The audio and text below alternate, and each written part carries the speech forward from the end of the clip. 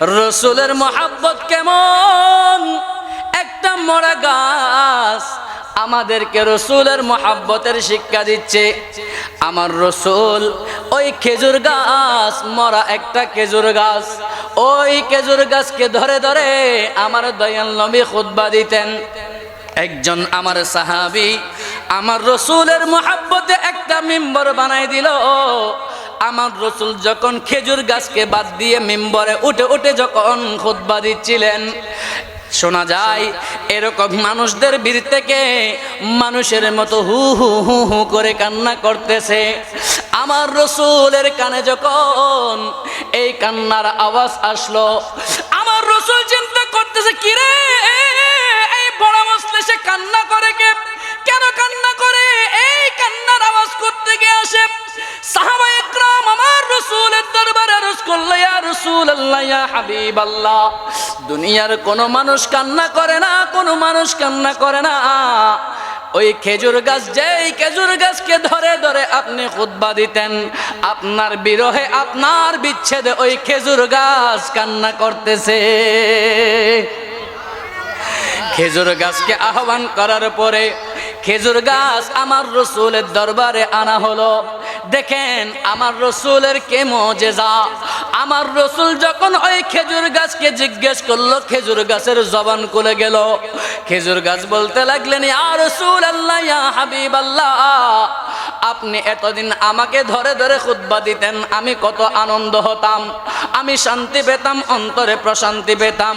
ইয়া রাসূলুল্লাহ, আপনি আমাকে ছেড়ে যখন মিম্বরে বসে বসে যখন খুতবা দিচ্ছেন, আপনার বিচ্ছেদ আমি সহ্য করতে পারতেছি না।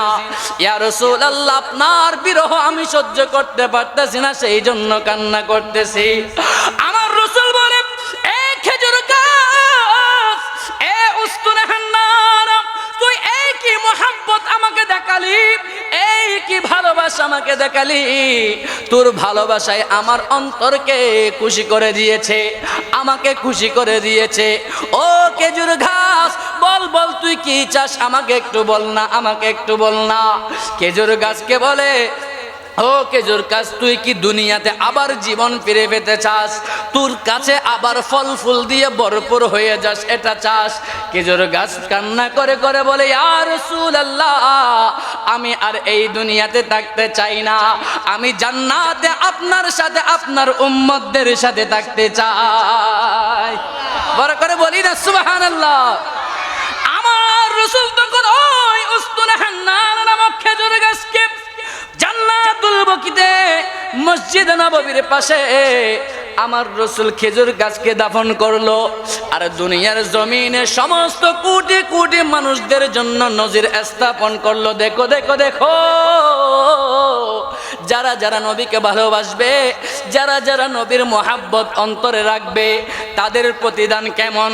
তারা দুনিয়াতেও সম্মানী, কবরেও সম্মানী, আখিরাতেও সম্মানী, কিয়ামতের ময়দানে সম্মানী নয় নয়, তারা সবাই রাসূলের সাথে জান্নাতে থাকবে। বড় করে বলি সুবহানাল্লাহ। আমার রাসূল ওই গাছটিকে দাফন করে দিয়ে ঘোষণা করে দিল, এ উস্তুনে হান্নানা, আমি তোমাকে জান্নাতের গাছ হিসেবে ঘোষণা করে দিলাম। জান্নাতে যখন আমার কোটি কোটি উম্মত থাকবে, ওই সমস্ত উম্মতদেরকে তোর গাছ থেকে তারা ফল ভোগ করবে। বড় করে বলি সুবহানাল্লাহ। একটা গাছ যদি রসুলের মহাব্বতে জান্নাতে যেতে পারে রে ভাই, আমরা আপনারা তো আশরাফুল মাখলুকাত, শ্রেষ্ঠ নবীর শ্রেষ্ঠ উম্মত, কথা বলুন ঠিক কিনা? আমাদের সমস্ত কর্মকাণ্ডে, কথায় বার্তায়, আচার আচরণে, কর্মক্ষেত্রে আমরা যদি রসুলের মহাব্বতকে যদি সর্বোচ্চ আঙ্গে রাখতে পারি, তাহলে আমাদের স্থানও আমার রসুলের সাথে জান্নাতে হবে। কথা বলুন ঠিক কিনা?